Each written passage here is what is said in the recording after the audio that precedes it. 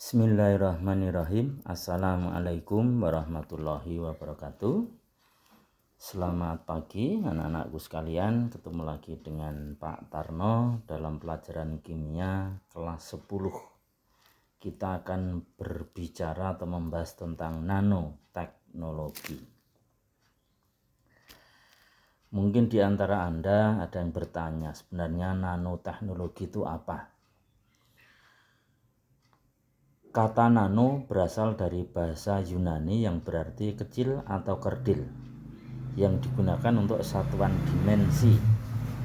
1 nanometer sama dengan 1/miliar atau 1/1 miliar meter, atau sama dengan 10⁻⁹ meter. Ukuran nano ini digunakan pada rekayasa teknologi sehingga dikenal dengan istilah nanoteknologi. Apa sih pentingnya nanoteknologi?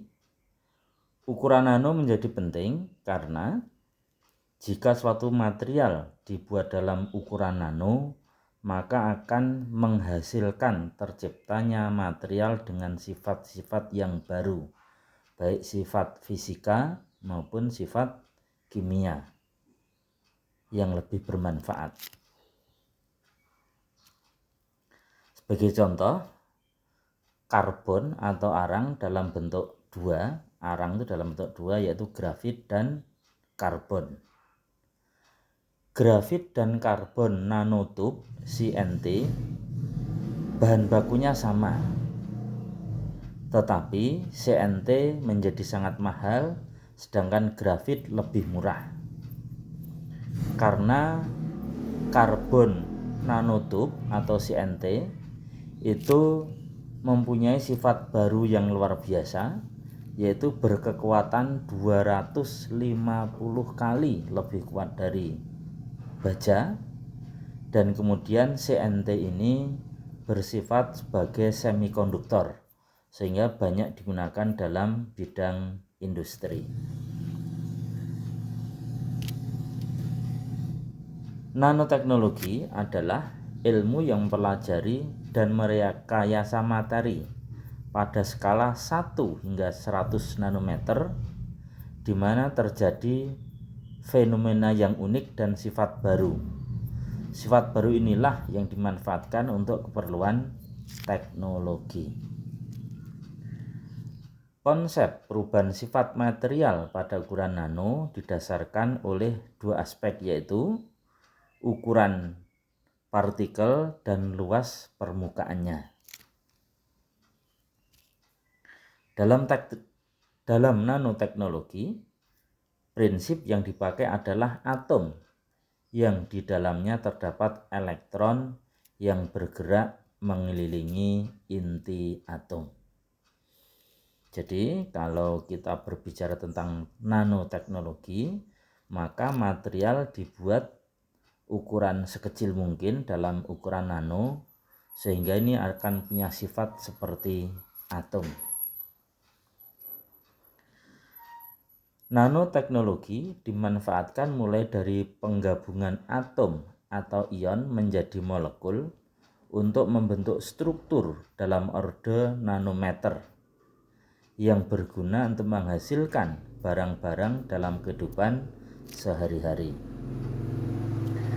Nanoteknologi juga melakukan proses-proses seperti reaksi kimia untuk membentuk zat cair atau zat padat seperti keramik, polimer, dan logam yang diatur atau dimanipulasi sedemikian rupa sehingga menghasilkan sifat-sifat kimia atau sifat fisika yang baru. Nanoteknologi merupakan salah satu penerapan prinsip kimia hijau untuk tujuan pelestarian lingkungan dan juga kesejahteraan umat manusia.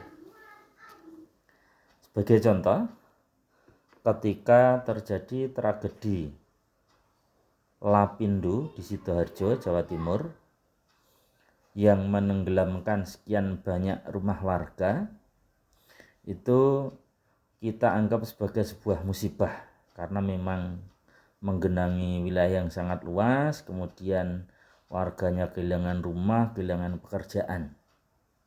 Tapi dengan berjalannya waktu ternyata lumpur lapindo itu banyak mengandung partikel atau material ukuran nano, di antaranya silika, yang bisa dimanfaatkan untuk berbagai kebutuhan industri. Nanosilika yang berasal dari lumpur lapindo dicampur dengan perbandingan 1:1 untuk membuat bahan bangunan, misalnya batu bata maupun batako. Tapi dalam penggunaannya ternyata hanya dengan 10% komposisi nanosilika dari berat total, ternyata kekuatannya bisa mencapai 2 hingga 3 kali lipat dari desain batu bata atau batako tanpa nanoteknologi. Jadi ini sangat menguntungkan. Ini juga untuk bahan pembuatan keramik, untuk berbagai genteng dan sebagainya. Jadi sangat menguntungkan dengan adanya nanosilika dari lumpur lapindo. Supaya diingat bahwa ukuran nanopartikel memberi sifat fisika dan sifat kimia baru. Nanosilika dapat bersifat nanofiller daripada silika yang tidak berukuran nano. Artinya nanosilika dapat mengisi rongga-rongga kosong dalam batu bata maupun dalam batako sehingga mencegah adanya pelapukan, tidak kedap air sehingga lebih kuat dan lebih tahan lama.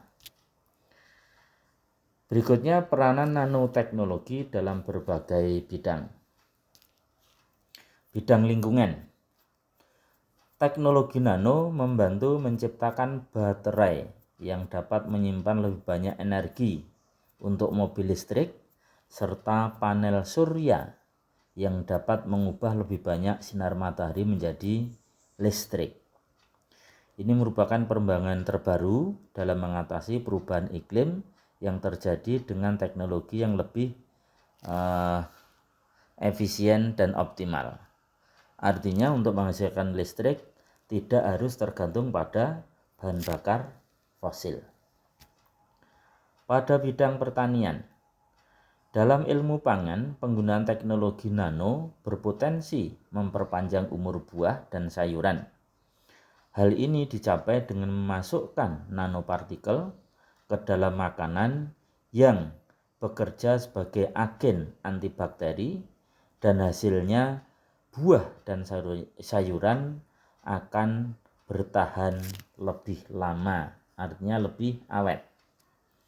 Bidang kedokteran, nanoteknologi dapat dilihat pada terapi kanker, di mana agen kemoterapi memiliki efek toksik terhadap sel tumor, sebagaimana pada sel normal lainnya. Selain itu, nanoteknologi digunakan untuk mengembangkan alat pacu jantung yang dapat mencegah gagal jantung. Oke, berikutnya, bidang keamanan. Nanoteknologi meningkatkan kemungkinan diciptakannya alat perekam mikroskopis yang hampir tidak dapat dideteksi. Salah satu kemungkinan lainnya adalah diciptakannya peluru pintar, yaitu peluru yang terkomputerisasi yang dapat dikendalikan dan diarahkan dengan sangat tepat melalui sistem komputer. Bidang elektronik dan komputer. Nanoteknologi dapat digunakan untuk membuat titik kuantum, yaitu sel penghasil cahaya kecil yang dapat digunakan untuk penerangan dalam layar komputer ataupun elektronika lainnya. Selain itu, sirkuit yang ada sekarang ini dapat dibuat dengan lebih kecil, sehingga dapat bekerja lebih optimal dan tidak memakan banyak tempat, lebih mudah dibawa kemana-mana sehingga lebih fleksibel. Bidang manufaktur. Salah satu temuan terkini di bidang manufaktur adalah penemuan material kayu yang bersifat atau berwujud tembus pandang, yang memiliki kekuatan setara atau bahkan melebihi baja, tetapi bobotnya lebih ringan. Ini merupakan manfaat teknologi yang dapat mengganti kaca karena kayu memiliki struktur sel dan serat alami yang tidak mudah pecah seperti halnya kaca. Jadi lebih awet, lebih fleksibel. Berikutnya, peranan nanoteknologi dalam kimia hijau. Yang pertama adalah pencegahan limbah.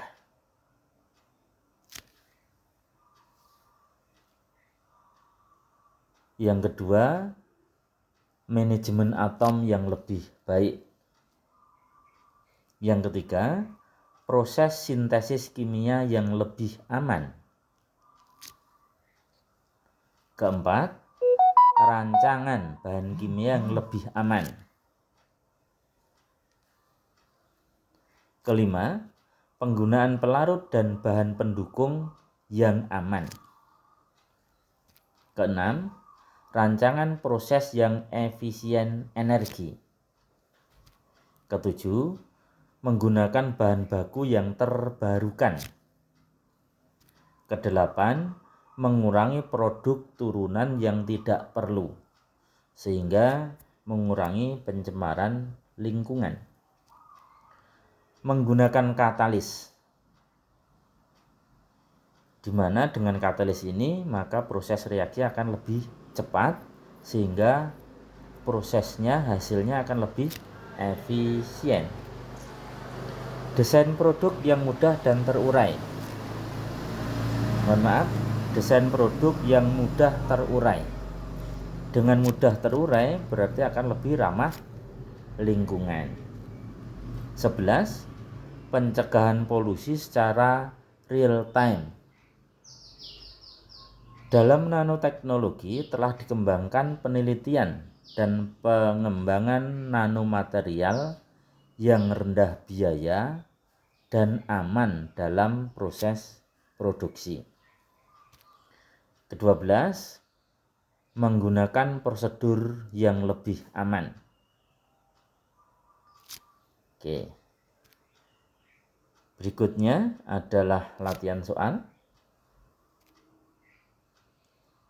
Ini ada beberapa soal, silahkan dikerjakan sebagai latihan. Kalaupun masih ada kesulitan, maka nanti bisa membaca buku ataupun bisa browsing di internet. 1 nanometer sama dengan 1 per titik-titik meter. Jadi ini 1 per titik-titik meter. Oke, ini silahkan nanti untuk dikerjakan. Kiranya demikian. Terima kasih anak-anak sekalian. Mungkin sebelum saya akhiri bisa saya tambahkan sedikit. Ini ada beberapa contoh penggunaan nanoteknologi dalam kehidupan sehari-hari yang sebenarnya mungkin sudah Anda lakukan, Anda pakai, tetapi Anda tidak sadar. Yang pertama adalah adanya tabir surya. Nanopartikel ditambahkan ke tabir surya untuk membuatnya lebih efektif bekerja. 2 jenis nanopartikel yang biasa ditambahkan dalam tabir surya adalah titanium oksida dan seng oksida. Partikel kecil ini tidak hanya sangat efektif dalam memblokir radiasi ultraviolet, tetapi juga terasa lebih ringan di kulit. Yang kedua, pakaian. Ketika digunakan dalam tekstil, nanopartikel silika dapat membantu kain menjadi menolak air. Artinya lebih kasat terhadap air dan cairan lainnya. Silika dapat ditambahkan ke dalam kain baik dengan dimasukkan ke dalam tenun kain atau disemprotkan ke permukaan kain untuk membuat lapisan tahan air atau tahan noda. Jadi, jika kalian pernah memperhatikan bagaimana cairan membentuk manik-manik kecil pada pakaian tahan air, itu terjadi berkat nanoteknologi. Perabotan dengan cara yang sama pada pakaian dapat dibuat tahan air dan tahan noda melalui teknologi. Demikian juga furniture berlapis kain. Nanoteknologi juga membantu membuat furniture agar tidak mudah terbakar. Nah, ini mengurangi sifat terbakar ini sampai mencapai angka 35%.